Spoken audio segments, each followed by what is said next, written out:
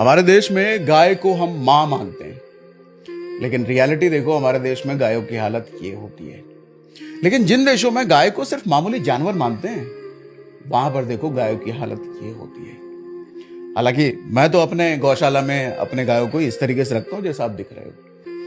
हमारे यहाँ पे नदियों को अगर देखो तो नदियों को हम पूजते हैं, पूजा करते हैं, गंगा मां बोलते हैं।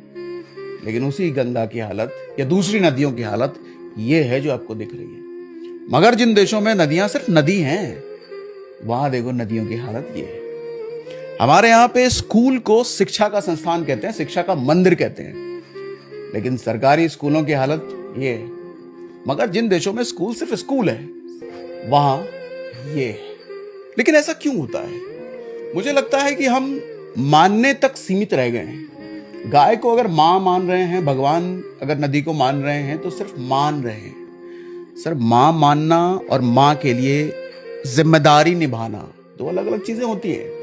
हम जिम्मेदारी निभाने में पीछे रह गए हैं, मानने में आगे रह गए हैं।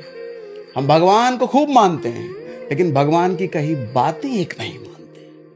तो हम वो लोग बन के रह गए हैं कि हमें सिर्फ मानना है, जिम्मेदारियां निभाना हमें अभी भी विदेशियों से सीखना चाहिए।